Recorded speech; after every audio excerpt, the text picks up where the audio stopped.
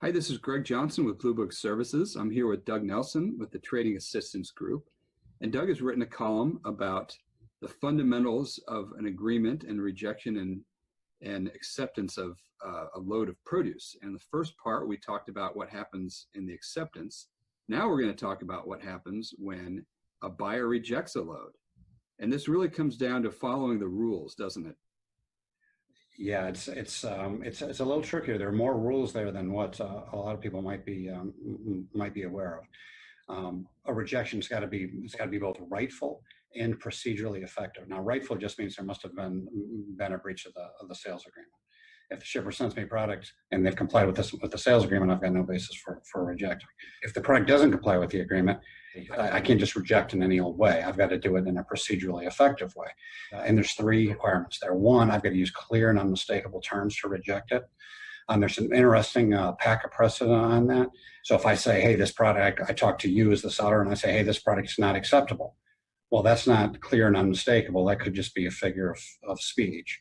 I need to say, I'm going to reject load number 1, 2, 3 account condition, based on the condition problem, something like that, to make it clear and unmistakable if the load's being rejected. The rejection also has to be within a reasonable time frame.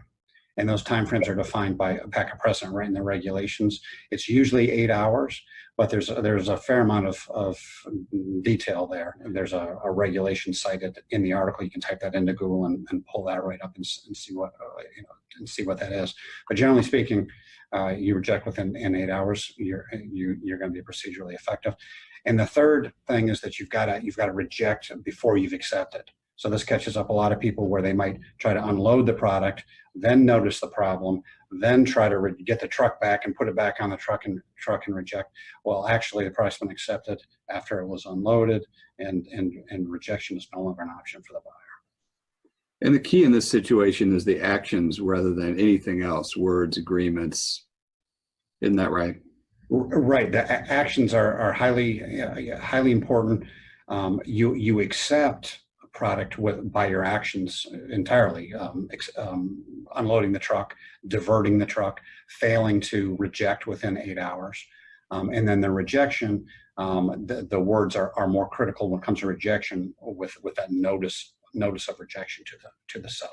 Well, that's a good look at the fundamentals. In our third part, we'll talk about negotiating a rejection. So tune in for that next time. Thanks a lot, Doug.